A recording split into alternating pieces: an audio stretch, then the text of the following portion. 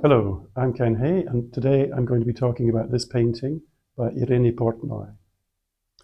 It's an abstract painting, so we'll say something about that in a minute. But Irene Portnoy is a Mexican artist. She trained in graphic design and worked in education for many years.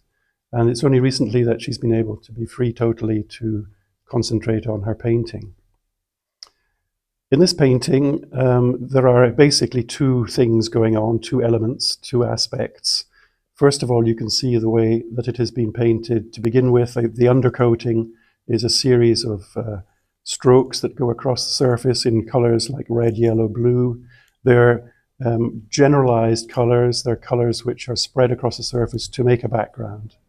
They're not signifying anything in particular, although, of course, when we see blue, we think of sky and sea and things like this. But effectively, it's a texture that she's woven across the surface, which gives a loose and a vague impression. There's nothing specifically delineated by the colors.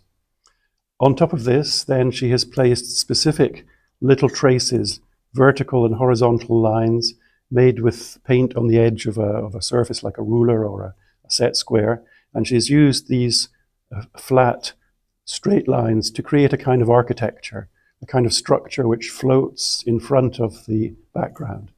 So effectively there's a push and a pull between what's going on in the background and what's going on in the foreground.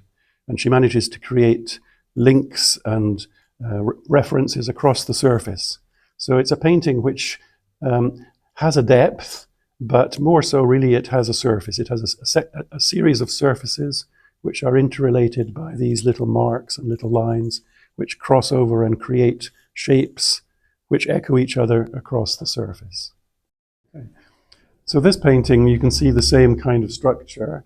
There's a background which is effectively white and grey, and on top of the background she's placed these squarish kind of shapes which have been made with scraping the paint with a palette knife in a vertical direction. It creates little boxes which then she can make larger or smaller and echo across the surface.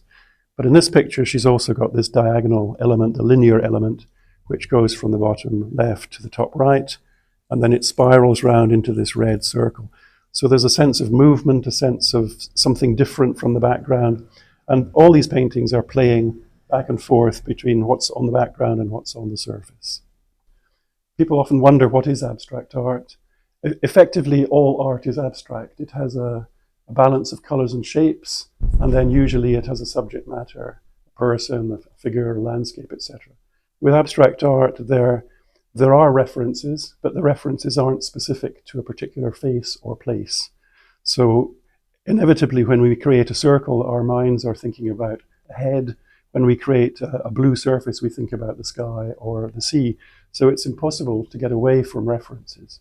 But abstract art is effectively leaving those references fairly far back and allowing the artist to experiment with shapes and colors for their own sake, making balances and creating tensions across the surface just using forms and colors.